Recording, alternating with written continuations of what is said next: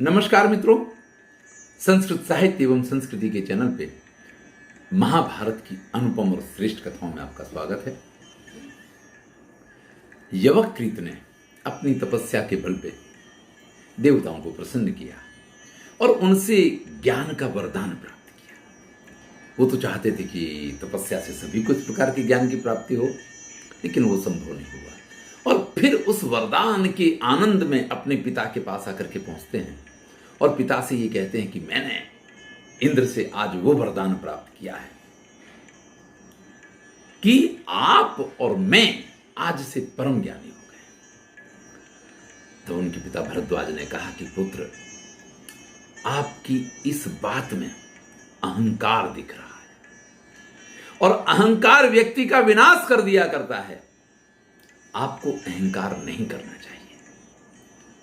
यवकृत को इस समय एक सुंदर कथा सुनाते हैं भरद्वाज कि क्या परिणाम होता है एक अहंकारी व्यक्ति का।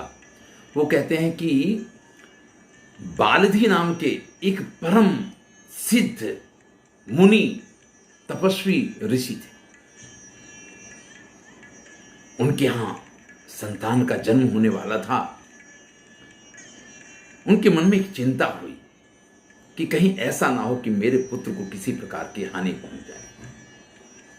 इसके लिए वो कठिन तपस्या करते हैं और पुत्र जो अभी जन्मा नहीं है, जो जन्म लेने वाला है, अभी से उसके बारे में विचार करके वो शोक से व्याकुल हो जाते हैं।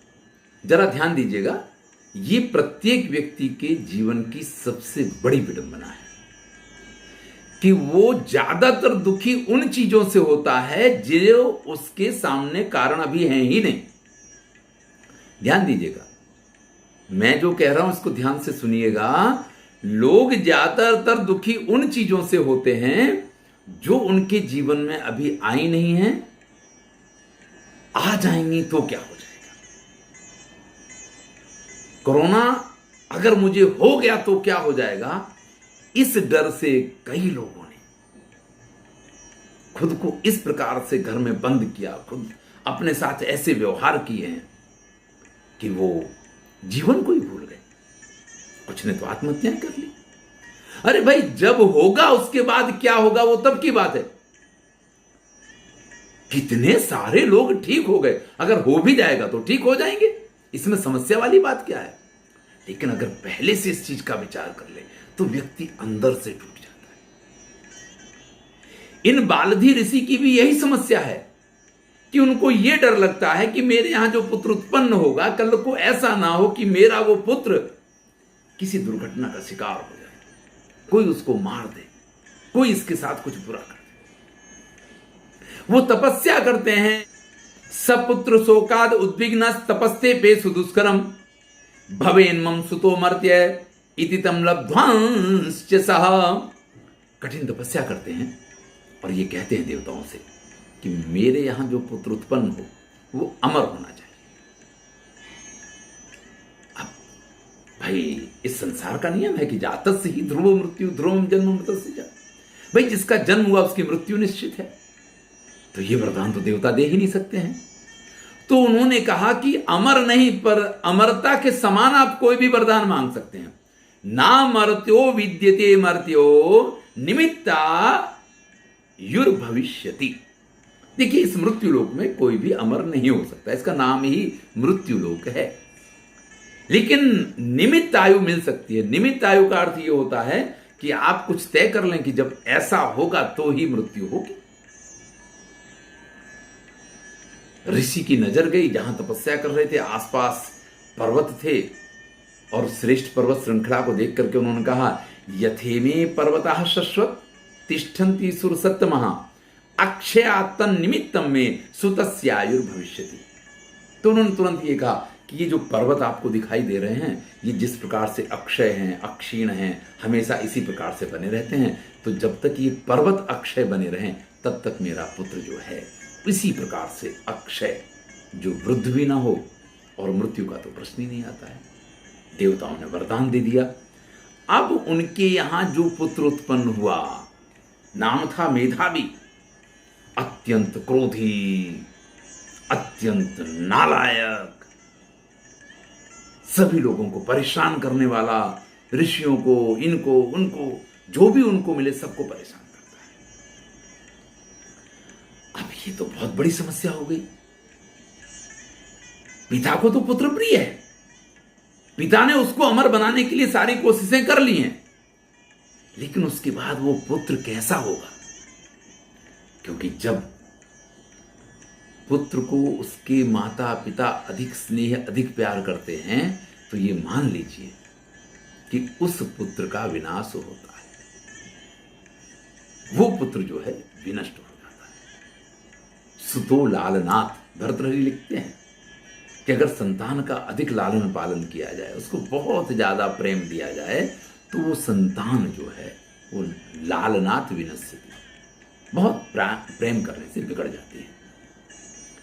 अब वो सभी ऋषियों को परेशान किया करता है। एक दिन वो मेधावी अपने आदत के अनुसार एक धनुषाक्ष नाम के ऋषि के पास पहुंच जाता है और उनको अत्यंत परेशान करता है।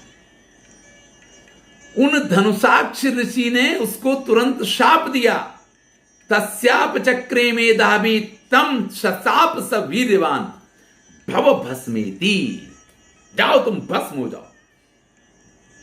लेकिन मेधावी के पिता ने तपस्या करके जो वरदान प्राप्त किया था, मेधावी भस्म नहीं होता है, वो उसी प्रकार से, उसी प्रकार का आतताई अत्याचारी बना रहता है। धनुषाक्ष ने देखा, अरे ये क्या कारण है, मेरी तपस्या व्यर्थ या मेरा वचन व्यर्थ हो गया, मैंने शाप दिया और इसका नाश क्यों नहीं हुआ? देखिए, कई बार आपने इस प्रकार की कथाएं सुनी होंगी, सिंहासन बत्तीसी में भी आती हैं, कुछ हातिम ताई वगैरह में भी कथाएं आती हैं कि कुछ ऐसे पापी आतताई अत्याचारी हो जाते हैं जिनके प्राण कहीं किसी सुख में हों, कहीं किसी अन्य जगह पे हों, कि आप उसकी गर्दन मोड़ेंगे तो गर्दन उसकी मुड़ जाएगी, मर जाएगा।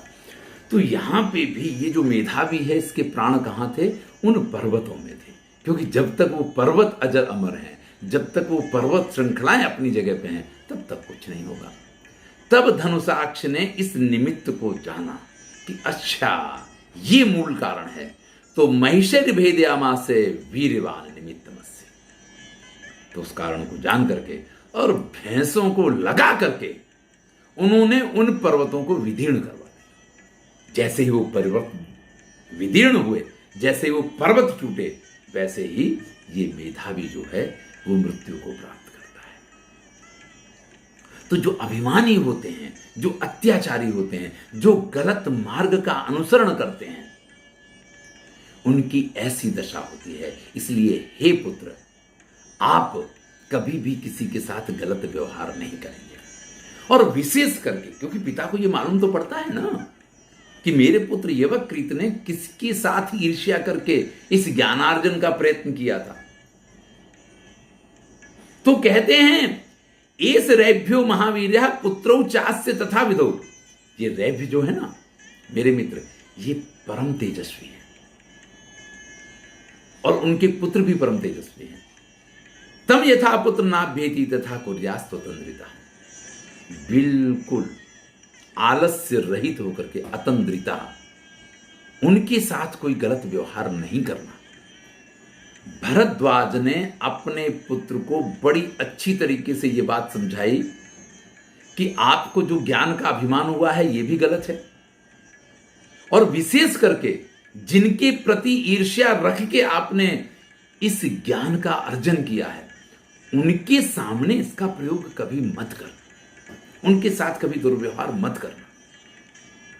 यवकृत भी भरद्वाज के सामने एवं करिष्ये मातापम तात्कार श्री कथंजन, आप जैसा कह रहे हैं मैं ऐसे ही करूंगा, कभी भी किसी के साथ गलत व्यवहार नहीं करूंगा।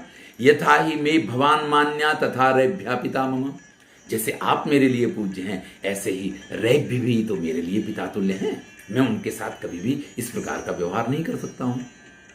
इस प्रकार से अपने पिता से कह करके, और यवकृत जिसको अब एक अभिमान हो गया है यवक्रीतः कुतो भयम, लोमस ऋषि कहते हैं उसको किसी प्रकार का अब भय नहीं रह गया। एक तरफ तो तपस्वी है, दूसरी तरफ ज्ञानी भी है। विप्रकुर्वन् ऋषीन् अन्या तुष्यते परया मुदा, और ये उसका धीरे धीरे स्वभाव बन गया कि लोगों को परेशान करना, और लोगों को परेशान करने से उसको आनंद मिलने लग गया। जीवन में इतना याद रखिएगा, सफल होना या असफल होना जीवन में महत्वपूर्ण नहीं है, आपका स्वभाव अधिक महत्वपूर्ण है। सफलता जिस दिन आपके सिर पे चढ़ जाएगी, जिस दिन आप अपनी सफलता के मद में ये भूल जाएंगे कि इससे किस किस लोगों को या किन किन लोगों को आपके कार्यों से पीड़ा हो रही है, उस दिन आप विनाश के मार्ग पे अग्रसर हो गए, ये समझ लीजिएगा। आप सफल हुए हैं, इसमें आपके बड़े लोगों का, आपके बड़े बुजुर्गों का बड़ा आशीर्वाद रहता है, तब इस प्रकार की सफलताएं आपको मिला करती हैं।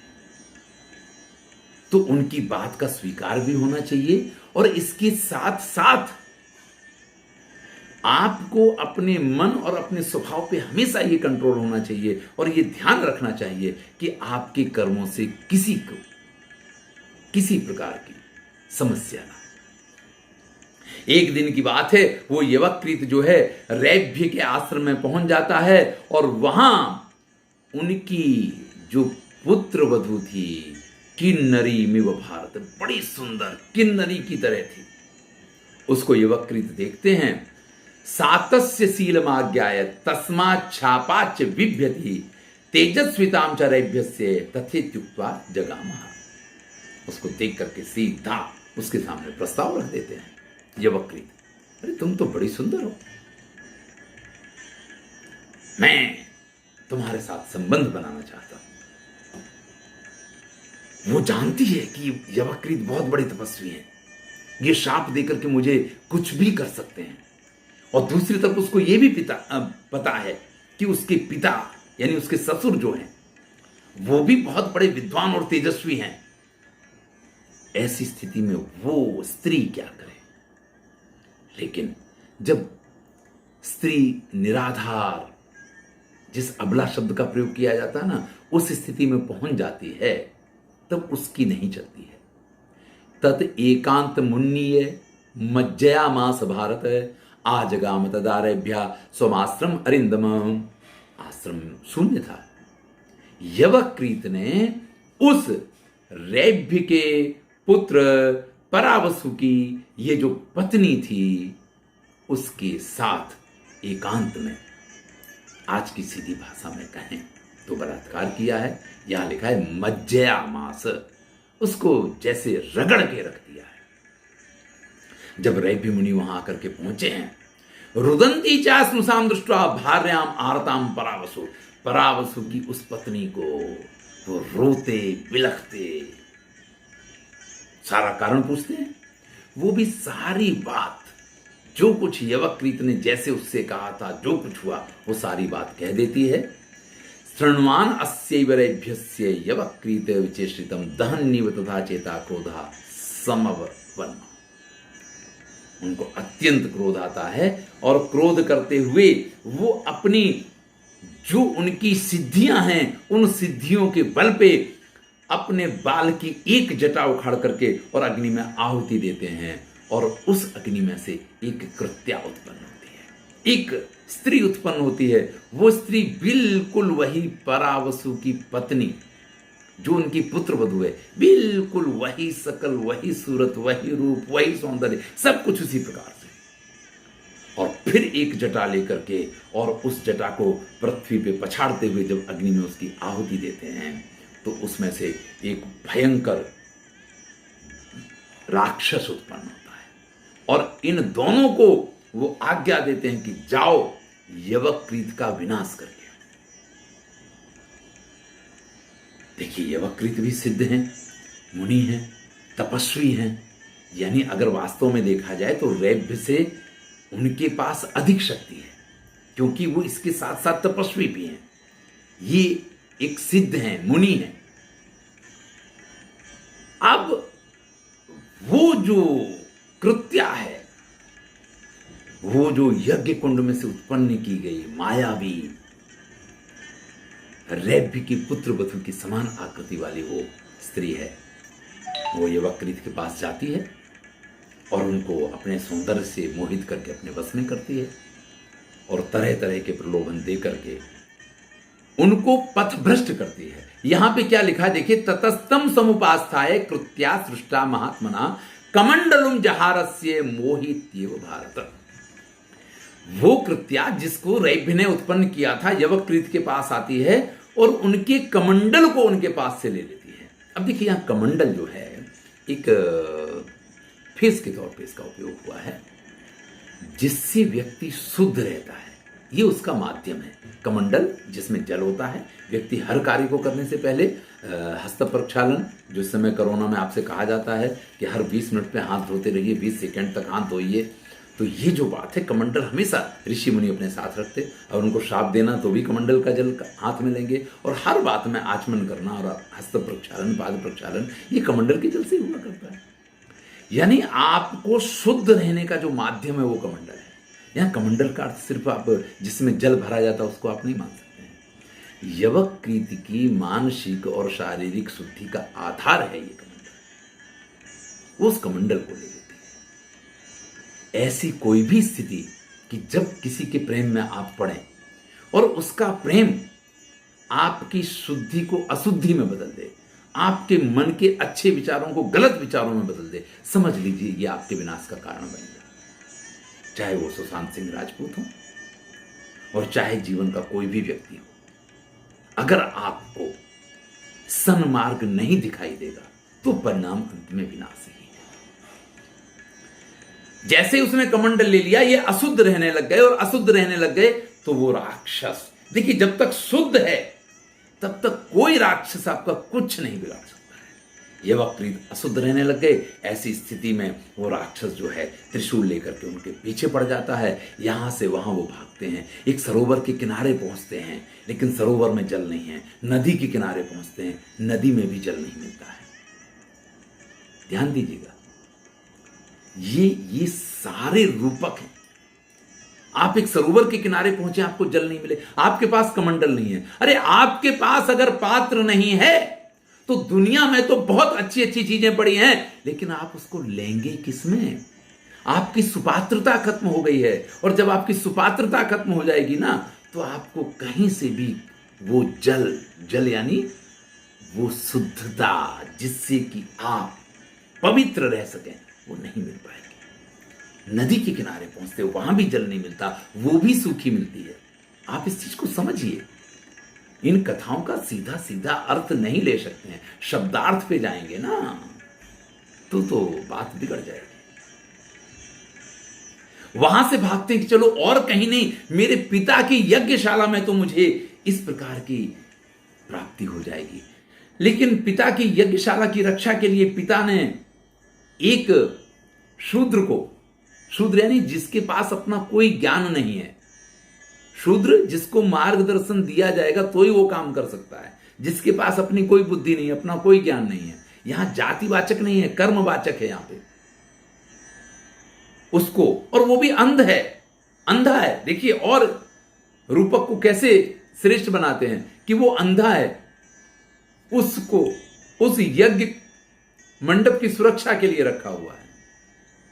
जैसे ही ये वहां पहुंचते हैं, यज्ञ मंडप में प्रवेश करना चाहते हैं, जहां ये शुद्ध होना चाहते हैं कि उस मंडप में जहां मेरे पिता तपस्या करते हैं, जहां मेरे पिता यज्ञ आगादि करके तरह तरह की सिद्धियां प्राप्त करते हैं, मैं वहां पहुंच जाऊंगा तो शायद इन सभी प्रकार के उनसे बच जाऊंगा।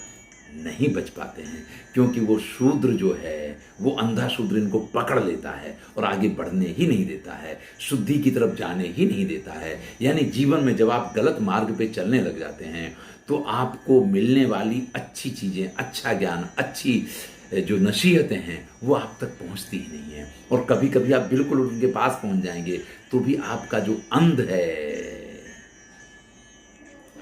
आपकी जो जड़ता है वो आपको पकड़ लेगी। और उसी प्रकार से इनको पकड़ लिया गया, और वो जो राक्षस था वो त्रिशूल से इनको बींध देता है, इनकी मृत्यु हो जाती है। जैसे यवकृत की मृत्यु के समाचार भरद्वाज को मिलते हैं, भरद्वाज पुत्र शोक से व्याकुल हो जाते हैं और व्याकुल होकर के शाप देते हैं कि रैभ्य मुनि को उनका पुत्र ही